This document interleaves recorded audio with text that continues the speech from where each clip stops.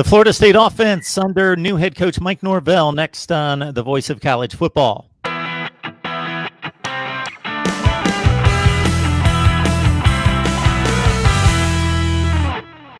MarkRogersTV, The Voice of College Football, breaking down the Noles. We got Logan Robinson on the line from Nole Game Day. Of course, he joins me and the rest of the crew, Jason Parker and James Coleman, every Tuesday night at 7 o'clock Eastern time with our Florida State live show. But we're breaking down the offense, Logan. How you doing tonight? I'm excited. I'm not used to not doing this live in front of people, Miami fans and Gator fans roasting us through the comments the whole time. And Jason isn't here. I know he's jealous. I'm doing it by myself, but I'm going to try to hold it down for the time being. And I'm excited for next Tuesday. Football is getting close when we're doing projections like this. It makes it more fun. You feel it in the air a little bit. Hopefully we'll have football soon. No doubt. Well, Jason's a little jealous, but I wanted to keep these under like an hour and a half. So we wanted a little tight, nice analysis here. So yeah, that's understandable. The shows that we do, it seems like it's sooner or later going to be 2 hours, but Jason likes to continue. And, it's all right. Last week, it was my fault that we continued to keep talking, but we'll try to make this tight and just analysis only. And Jason, we love you. James Blackman, 17 touchdowns, 11 picks, 63% completion percentage. And at this point, he is a old, wily veteran after starting with that third quarter performance in game 1 of 2017. So it's been a long run for James Blackman at quarterback. You got Jordan Travis, you got Chuba Purdy in the mix, could possibly push him at some point in the season if things don't go well. So how do you run down these quarterbacks? I think anytime there's a true freshman that's coming in that is talented, obviously Norvell was able to flip and bring in Chuba Purdy, was already committed to Louisville. I think there's always hype for FSU fans, and it's understandable. James Blackman has kind of been off and on throughout his career. Started off under Jimbo Fisher in a weird spot under Jimbo Fisher. DeAndre Francois goes down against Alabama, and then he's thrown into the flames, literally the flames. It's not easy to play under Jimbo Fisher, but Jimbo Fisher had probably both his feet out the door too, and he had $75 million to work with. So he wasn't really being coached as well. So that year happened. And then next year it was all flip-flop between who was better, DeAndre Francois or James Blackman. James Blackman had the team on his side more than anything. DeAndre Francois didn't have that close of connections with guys and didn't have a lot of belief. There was a lot of miscommunication and a lot of arguments between guys of DeAndre Francois on the team. So Blackman had a lot of the ride and the optimism there that maybe they needed a true leader that they could trust and such. And so that's why Blackman would have a little bit of time here and there to get in there and play. And then last year, under Willie Taggart and Kendall Briles, they throw in him. They throw in Alex Hornibrook from Wisconsin, who transferred. And you got to think Alex Hornibrook was a left-handed guy. You switch up your play calling a little bit. Your wide receivers run different routes. And so they decided to flip-flop both Blackman and Hornibrook in between games, which I never was a big fan of. That's just not what happens at Florida State anyways. I think there was some poor coaching there. And I think now looking ahead, which we're projecting now, I think you see James Blackman be that starter. He's got the most experience with guys like Tamarion Terry, who's an explosive player going to be one of the best wide receivers, which we'll get into in a little bit. And then also Keyshawn Helton, DJ Matthews, who's his roommate right now. And he just has the most experience in Tallahassee. So I wouldn't be surprised to see James Blackman be the starter. But Chuba Purdy, like you mentioned, there's a lot of hype there for him. From what I've heard, he's getting really close with teams. He's been doing installs for a long while now with Kenny Dillingham, the offensive coordinator at Florida State, and Mike Norvell, along with other teammates. So I think it's going to be a good competition a little bit for James Blackman, maybe to make sure he doesn't feel too comfortable. But I would not be surprised to see James Blackman trot out there in Atlanta for the first snap. So, Logan, based on what you've seen out of Travis, most specifically when I saw him was in the bowl game against Arizona State, do you think he's always going to be just the specialty guy that comes in with certain packages because of the running ability, but didn't show us a whole lot through the air? Yeah, that's one thing that was a little worrisome, that we just never really got to see him throw that much. During that bowl game, he had a lot of flashes. Even during the season, you could see his vision that he has. I think he has the eyes of a running back more than anything. If his body was built like a running back, he would most certainly be a D1 running back. He's got great vision. He knows where to run, and he's really fast. But just haven't been able to see him run that much. There was talks maybe that he wasn't getting the playbook down. Maybe some things during practice weren't really showing to come out and be able to afford to be a starting quarterback or have a lot more playing time. But if he's utilized in certain specialty packages, why not? I just don't want to see a kind of miscommunication and a situation where you see like how it was last year with Alex Hornibrook and James Blackman. If you're just using them for specialty things and using them in little care packages here and there, do it. But it would be something a little bit different for Kenny Dillingham and Mike Norvell if they decided to go that route. Saw Tamorrion Terry, the last we saw of him was racing down the right sideline against Arizona State with a big touchdown catch from like 90 yards. And this is one of the eye-popping stats in college football. When you've got a guy that averages 21 and 20 yards per reception the last 2 years, you're talking game changer, big play, stretch in the field, 60 catches, 1,200 yards from Terry. So he's a given. Can he get any better? Does he have room to grow? Yeah, well, he's put on like another 10 pounds. That's probably there for just safety if he's getting hit. I want him to keep his speed. But one thing I think we can just really talk about, Kenny Dillingham, whenever his press conference was being aired when he was first year at FSU, he was talking about, playmakers. He wants playmakers. He wants to put playmakers in the right positions to make plays. And, he noted on, how big it is, how it was whenever he was under Mike Norvell, even at Auburn. But that's a big key for them also in recruiting. So Tamorrion Terry is going to be that recruiting tool this upcoming season to show, hey, this is what a playmaker looks like, and this is how it's going to excel. I'm very optimistic for Tamorrion Terry to be one of the top 5 wide receivers this upcoming season. If James Blackman and whoever the quarterback is, but if it's James Blackman, if they can connect well. You brought up Helton and Matthews. Are they legitimate, like second and third options? Is there depth there that's reliable?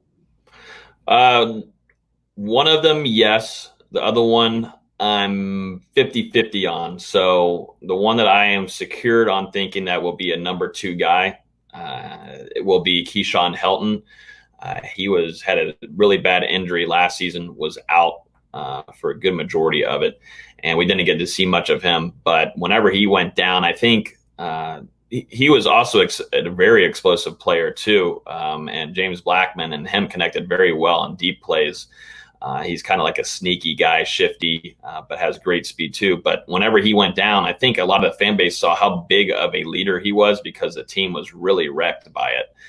He's gained 20 pounds of muscle. He works out, I think, 2 or 3 times a day. He's been working his tail off. The team really respects him. He was up working out at 1 a.m. The other day, or back-to-back days. And I've heard things from inside the program right now. Workouts are going on that he is a guy to not sleep on. I wasn't sleeping on him. I don't know who else maybe was, but people are saying that just don't sleep on him. They're expecting a big season out of him. A lot of talk is about Tamorrion Terry, but watch out. Keyshawn Helton's got something to prove too. And then DJ Matthews, not a whole lot of consistency from him. There's been some drop balls, problems. He likes to juke around a lot. He is a playmaking kind of guy. He's shifty. He's like an Antonio Brown, but not an Antonio Brown where he can, he likes to do the juking, backspin and stuff, and he'll go backwards and punt returns and whatnot. But he's also close with Blackman, has the most experienced roommates. But I do think that wide receiver unit is going to really push on getting that third wide receiver in there. There's too much talent, which I'm sure we'll talk about in a second. I just don't know if DJ Matthews is really going to hold on to that spot with the amount of talent that's coming behind him. Helton caught 17 last year, 3 touchdowns. As you mentioned, he was banged up. Matthews, 36 catches, 3 touchdowns. So what pops out for me here is Matthews under 10 yards per reception. So is that, when I see a number like that out of a wide receiver, that's a bit alarming. Either he's not stretching the field, he's not elusive, anything like that, or is it just by design that he just didn't get the ball in places where he could make big plays? I think it's a mix of about it's about a mix of everything. He, like I said, the drop ball thing was a problem. And whenever you're zigzagging going west to east instead of north and south, that is what's going to cause that stat to really be pretty poor. Like I said, those two other guys that Florida State has, Tamarion Terry, an explosive guy there, and then you go to Keyshawn Elton, another explosive guy. So you got to find a guy that's maybe a mid-range, and DJ Matthews was supposed to kind of be that guy in that slot and go for the slant looks. But that just wasn't the case, and things weren't working out there. But there should be. He's also packed on some pounds too. I don't think everybody has to gain pounds. I don't want to be here and just say everybody has to gain pounds and they'll be better no matter what. But he was about 145 pounds, 150 last year, if I'm correct. So a little bit of weight there may put him into some more physical route running trees that might put him in better positions, which we'll see. You pretty comfortable with the tight ends, and is there anybody worth mentioning elsewhere at wide receiver? Anywhere at wide receiver, if I were to pick somebody to just keep an eye on, I keep on saying that, but there's so much talent at wide receiver, and there's going to be a lot at other positions. I'd go Jordan Young and Ontario Wilson. And for a true youngin to come in, Brian Robinson. He's a true guy. A lot of people were wanting Malachi Whiteman to come in and commit, but that didn't happen. And Brian Robinson was kind of slept on during that whole recruitment spiel. But he was a very respected recruit coming in. He's wearing number 3 this upcoming season, taking Cam Akers' former number. And so looking at just true freshmen taking single digits number, then also having to back up Cam Akers, who was a phenomenal running back in his career at FSU and saved a lot of games. He's going to wear number 3. Brian Robinson is. So, and hearing really good things about him too in the start of camp. He looks like he's the size of a junior right now. So Jordan Young, Ontario Wilson, and Brian Robinson. A lot of people are going to wonder about Warren Thompson in the comments and such. I think, yes, there is some possibilities there. There is most certainly possibilities, but I just need to see more from him. I think he flashes in spring camps and practices, but I need to see it go into games, and we'll see. Wilson caught 21 last year. Young only 4. Robinson comes in as the 32nd rated wide receiver in the nation, according to the 247 Sports Composite. Top 30 player in Florida, top 200 player in the nation. So yeah, high level talent there in the 2020 class out of West Palm Beach. Got Logan Robinson on the line from Knoll Game Day. Please check him and the rest of the staff out right there. Joins us on a regular basis, of course, for our Florida State Live show on Tuesday night at 7 o'clock Eastern time. And this topic comes up all the time. Offensive line. Is it going to get any better this year? You got a transfer coming in from FIU and Devonte Taylor. But this group gave up 48 sacks, 4th worst in the country last year. And I know I forgot to also mention tight end there for a little bit because we were talking about wide receivers, but going to the line here with the offensive line, your tight ends on the sides, Cam McDonald is probably your highlight guy going into it as tight ends if we're going that route. Also, Jordan Wilson transferred from UCLA. And then also Wyatt Rector, and then you got a true freshman, Carter Boatwright, coming in. Wyatt Rector was supposed to be playing quarterback, but during the spring, Mike Norvell announced that he's going to be moving to an H-back / I like to say Taysom Hill kind of player. He's going to play that H-back role because he's got a lot of talent, supposedly walk on. So he's going to be playing some tight end, and supposedly a lot of the team really respects him. So it'll be interested to keep an eye on him. But Cam McDonald's probably going to be my guy that will make some flashy plays in that tight end situation. But going to O-line, like you said, Mark, it's been tough. Luckily, Florida State, I think, hired the right guy to develop these cats. That's the thing, man. Florida State has had size. I think they've been poorly conditioned in a lot of ways. I think a lot of this has to go off the field too. They are worn out after a series, man. And for offensive, you want your offense on there for a majority of the games and let your defense be out there just for a little bit. You want your offense to go out there and score. And if your guys are wearing themselves out on the offensive line after a series, things are just not going to look good. And guys were just out of shape and things didn't look good. And you got running backs that are stronger than the offensive line. That's just not how it should work. That's just not how it should work. Definitely at Florida State. That's just a little embarrassing. So to say the least. So offensive line, yeah, like you said, Devonte Taylor is a guy that I think is going to have a potential to start. Comes from FIU. If we have Miami fans watching this, good, because I'm going to tell them that he absolutely bullied them and their game and their loss. But he actually did have a really solid game against some really good, obviously, Miami defensive line last year and incoming this year. They had some cats. So Devonte Taylor is someone to be excited about. And then, obviously, Dante Lucas was your best offensive lineman last year, and that was your true freshman coming in. And he was hindered a lot during the season, injuries here and there. But Dante Lucas returns for his second season, hearing really good things about his recovery because he was hurt at the end of it in 2019. And so he's recovering, and he looks really good. And he looks in shape too. And that's something I'm keeping an eye on, seeing if these guys are working their asses off in the weight room, if they're out there running, staying conditioned, because there's just no reason you should be that worn out after a series run. And then so the rest of the offensive line, Mark, if I'm sure you're looking at right now, it's kind of just a little bit all over the place. You've got at right guard Brady Scott, center Bavion Johnson and Andrew Baselli. Left guard, your backup is Maurice Smith. It's going to be an interesting ride, and I think a lot of things are going to be switched up. We didn't get to see a spring at all, so it's really hard giving our thoughts and analyzing where these guys are going to be put at.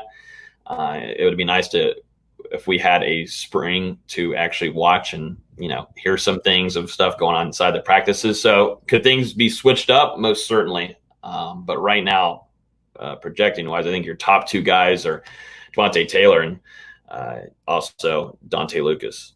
I was also trying to project if there's anyone in the 2020 class that could help out. We both know that offensive line, typically you don't get an immediate impact typically from a freshman. It's a position that takes a lot of development for certain players. Robert Scott's a top 40 player at his position at offensive tackle out of Arkansas. He was the highest rated recruit. Also have Zane Herring, offensive guard, top 51 player at his position, Madison County, Florida. So maybe he gets a look. And again, let's mention Thomas Schrader, 14th rated center in the country, top 620 player out of Venice, Florida. So maybe he gets some playing time. Yeah, no, I'm actually pretty excited about Zane Herring. He came from a winning, when I talk winning, we're talking state championships in Madison County, local guy, been a Knoll, I think, since he was little. He comes from a program that is really well coached, strict, and has a really good background. Like I said, winning state championships and quite a few. So I'd keep an eye on him as a young guy. He's got a really good build on him, big cat, and I'm interested to see. He needs a little bit of a work with a few things. And I think Coach Atkins, going back, talking about him, can develop these guys and is really respected. Coach Atkins has put numerous guys, actually in the last draft, put a guy into the NFL, I believe in the third round, if I'm correct. He from Charlotte, from his school. So I think also you got Thompson coming in from TCU, who's not directly going to be the offensive line coach, of course, but he has had past experience at past jobs being the offensive line coach. So you've got two guys with experience there at being able to develop guys. And also Thompson has been able to put up all conference offensive linemen too in his time, 10 years of coaching offensive line. So I think developmental wise, these two coaches are right for the job. Talking Florida State football, breaking down the offense with Logan Robinson from Knoll Game Day. We talk Florida State football every Tuesday night right here at MarkRogersTV, the voice of college football. We get to the running backs where, of course, Cam Akers, if you watched the games last year, he would churn out, let's say, a game where he would carry the ball 25 times for $140, and you would think, okay, this is running back and offensive line getting the job done together. No, it was Cam Akers dodging 2 and 3 guys for about 20 of those 25 carries in the backfield before he could get going. He really had a tremendous year and really bounced back from a subpar junior season after 14 touchdowns, 30 catches out of the backfield. So he's gone off to the NFL. Corbin comes in from Texas A&M. He's going to be wearing the number 0 this upcoming season, and he seems like he's got a lot of competitive energy, but it seems like he's a really good teammate too. He decided to leave Jimbo Fisher and come to Tallahassee. He likes it here. He feels he's a little bit more local than anything, and he's ready to compete.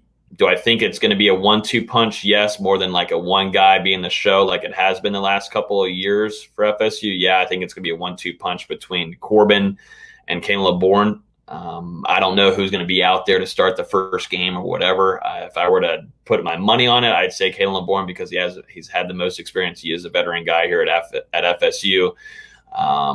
But it really depends on how he looks and on the field. But like what I just said, I heard some good things that he feels 100% the knee brace will be off this season, which is good news for him. But Corbin is a guy that we haven't really gotten to see too much of because he was hindered with injuries. But he's speedy, and I think he'll if the offensive line could block a little bit, he can be a shifty kind of dude that will make some plays and be a playmaker. Going behind those two. You look at LaDamian Webb, who comes in, JUCO guy, experience. I think he's one that actually might really push these guys and really get some playing time in too. I'm really excited to watch him because we talk too much about LeBourne and Corbin, but you got a guy that has developed, who did a really well job, has had a lot of experience in the JUCO, and is coming in and is ready to rock. And he looks in great shape, and so far in workouts, I'm keeping a close eye on that cat. And then you got Toa Philly back there, a true freshman too. I think he's a guy that you keep back there for depth. I think he'll get some playing time in some smaller games and whatnot, and get him going a little bit with the system under Dillingham. And then one guy that I think might be used in some packages because I don't think he'll be listed really anywhere. We could have listed him at wide receiver, or whenever we get into our special teams video, we'll talk about him. But Corey Wren could be used in some certain packages here. By far going to be the speediest guy on the team, was one of the fastest recruits coming in the 2020 class. I'd like to see some pitches off to the side to him with some decent blocking, or using him in certain packages to be able to utilize his speed and quickness, because I know he'll probably be used. I would be shocked if they didn't use him in kick return, because if you give him just about 10 yards to really get warmed up, he's going to say bye-bye. I think he's a guy that, Dillingham, might put back there in that running back position. It kind of goes in the same way of Wyatt Rector, kind of using these two guys with special talents. They're just not directed at one position. So Corey Wren could be a slot guy. A wide receiver, you could put him at running back. You could put him in a lot of different scenarios to really be talented. Shoot, you could just pitch the ball to him, and if you could have any kind of decent blocking, which I know FSU fans haven't seen in a long while, just give him at least one hole and let him just have to face the linebackers and get it. He'll get away from those linebackers, and I think it will be a bye-bye in the defensive backfield. So I think running backs I think fans should be pretty excited about running backs, because look, going into whenever Norvell had to step on campus and start recruiting, it was pretty low. It was pretty brim on the running back department, but they've stacked up. They feel good, and I'm excited to see those running backs. Well, Logan, you know what the deal is. In the last 5 years in college football, anytime anyone comes in, whether that's an offensive coordinator or a head coach who made his money running the offense, they talk, we're going to be up-tempo, we're going to attack, we're going to space people out, we're going to use our playmakers. Willie Taggart came into the fold, and that was his reputation at Western Kentucky and South Florida, that he knew how to formulate an offense and create mismatches. Didn't work out the first year. They bring in Kendall Briles. Wow, look what he did at the group of 5 level at 3 different programs. Really upgraded the offense in all 3 stays. Wow, we're going to be able to turn loose and get some things done. Didn't happen. Now Mike Norvell comes in from a Memphis program where he won as well as anyone in the group of five, was the top program in the group of five last year. Big offensive mindset, and in regards to what he's accomplished in his career, do you finally have hope that all the talk is going to come through, and that Norvell and the offense is going to be something special this year, or at least drastically improved? I think there is going to be improvement. I don't think it can get any worse. Obviously, Kendall Briles did help a little bit in some scenarios too, if we're looking just statistically. I know everybody has to look stats-wise, but man, there was a lot of miscommunication. I don't know if it stemmed from Willie Taggart, and it started off with Walt Bell, and then went to Kendall Briles.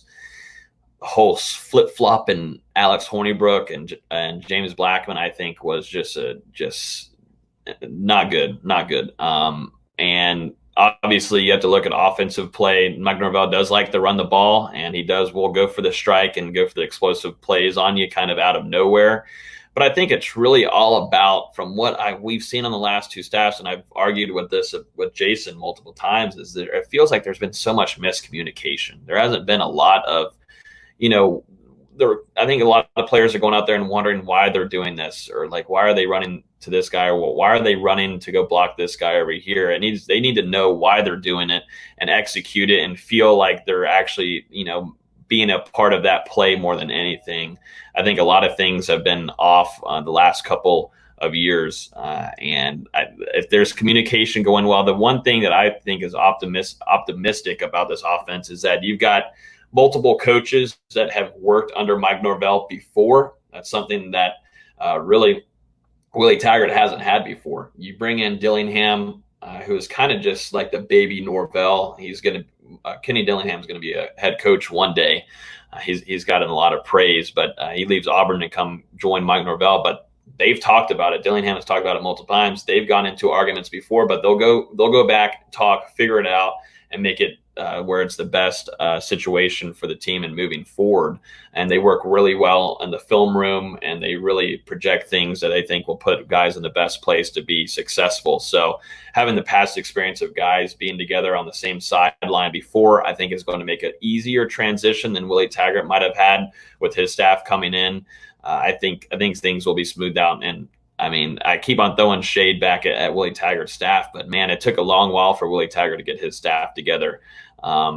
Didn't take too long for Mike Norvell to get his stuff figured out. Guys want to come back. Shoot, Kenny Dillingham left Auburn. Obviously, he wasn't exactly calling all the plays and whatnot under their head coach, but you leave an SEC school. Coaches, young coaches like that, that's a big deal, going to one of the best conferences, if not the best in the country. You leave there and you come to Tallahassee, and you come to a program that is in a big need of development and change, and it's not going to be so successful right off the bat. And you got to trust Mike Norvell, and you got to believe in him, and that's exactly what's going on. And I think a lot of coaches, they've said it in interviews, they really are excited about being under Mike Norvell. The chemistry is good, so I think there will be an upgrade, and you'll see a little bit more success offensively. Sizing up the Florida State offense with Logan Robinson from Knoll Game Day. Please check out his work right there, and we're going to come back and knock out the defense.